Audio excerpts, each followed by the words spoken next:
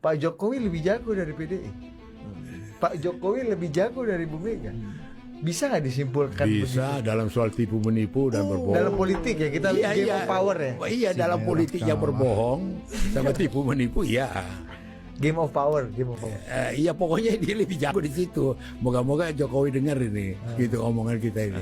Aku harus akui dia jago Dalam soal berbohong dan tipu menipu. Ini kalau klasifikasi Pung ini tipu-tipu kampung apa enggak? Tipu-tipu kampung. Waduh ini, karena tipu kampung itu karakternya gampang dapat. Gampang dapat gimana, coba. Ya kalau tipu-tipu kota kan banyak tekniknya. Iya. Harus pakai reserse itu. Kalau ini Kalau ini kan gampang. Jadi tadi Hansip aja udah dapat. Ya ini benar. Aduh. Nah, Opung nggak ngobrol sama Bang Ara lagi, Pung. Gimana kau jadi kekuasaan? Oh, udah pintar lah dia, lebih jago dia. Kan keluarga. Iya kan udah pintar. jadi kembali ke pertanyaan kau tadi, Apa nih? yang tadi Jago. soal jago segala macam, kita harus akui dia jago. IKN mangkrak pokoknya investor lokal ecek.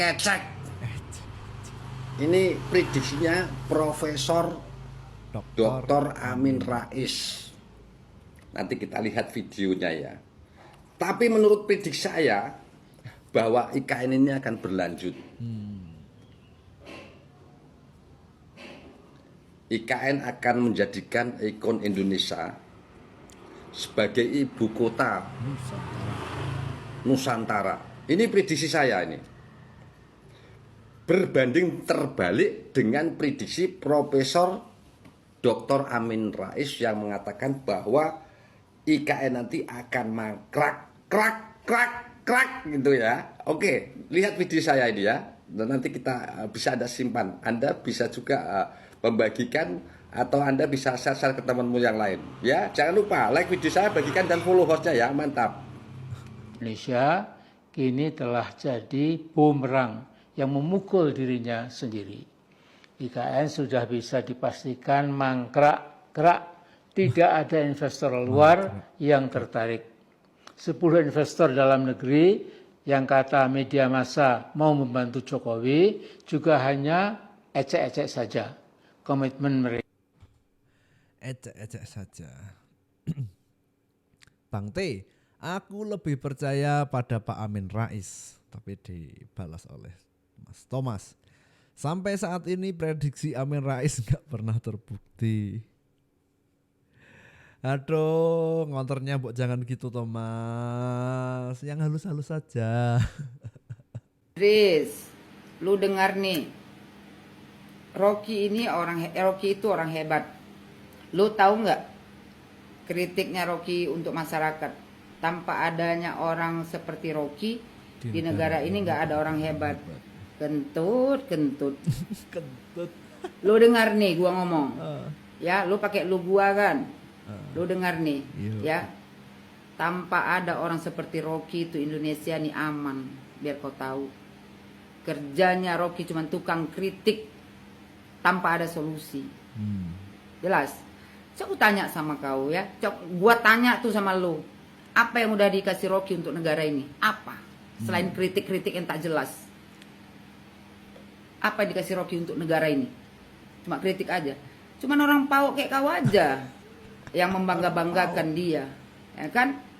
Habis itu masa orang ya yang membilang pemimpinnya presiden di negara Republik Indonesia ini bodoh dan tolol, itu yang mau kau banggakan.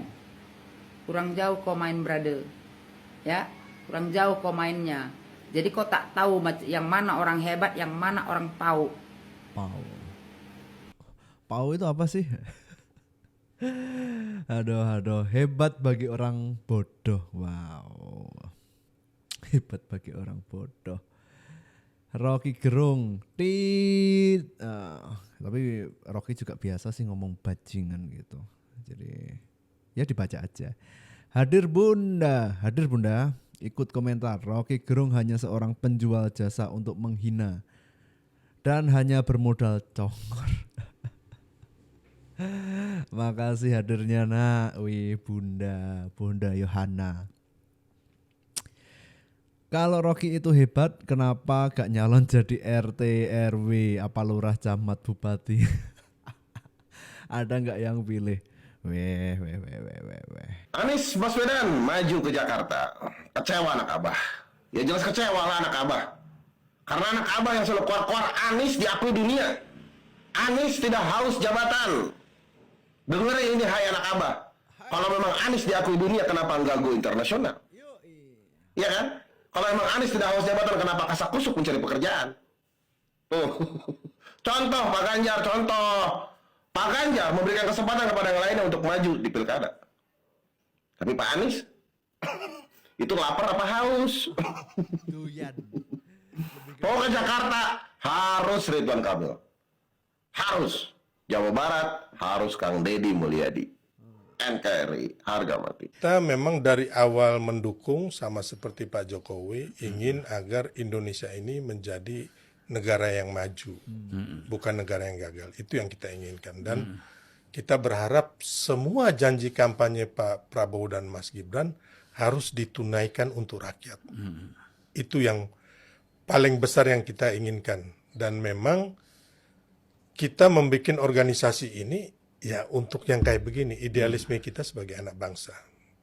Itu yang kita Ya artinya harapkan. sampai nanti ya, sampai 2029 masih tetap mengawal Iya, benar. pemerintahan Prabowo Gibran ya. Iya, kita akan terus mengawal sepanjang mereka juga berbuat untuk rakyat. Tapi ketika mereka ya namanya orang melakukan kesalahan, kita juga akan koreksi yang paling depan. Harus Sehari ikut kegiatannya Pak Luhut di EKN. Wow.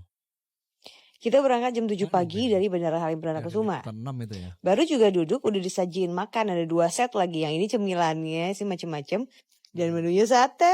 Udah kenyang gue lanjut baca buku dong. Tahu-tahu Pak Luhut nyamperin tempat teman-temannya. Gemes. Gak lama kita udah sampai deh. Selamat datang di Balikpapan. Abis ini naik heli yang itu. Edward, halo. Kita mau dua ke Pulau Balang.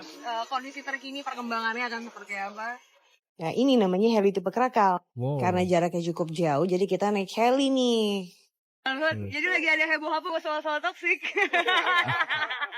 Rame. Bukan Pak Luhut namanya kalau diomongin gak viral. Oke, jadi agendanya Pak Luhut hari ini tuh lumayan padat. Mulai dari ngecek infrastruktur, jalanan untuk IKN. Udah kebayang belum lu kalau kesini mau nguruk tanah yang mana? Ada Pak Bas Idol. Lama banget nih gak ketemu Pak Bas. Terakhir kita nyanyi-nyanyi bareng ya Pak.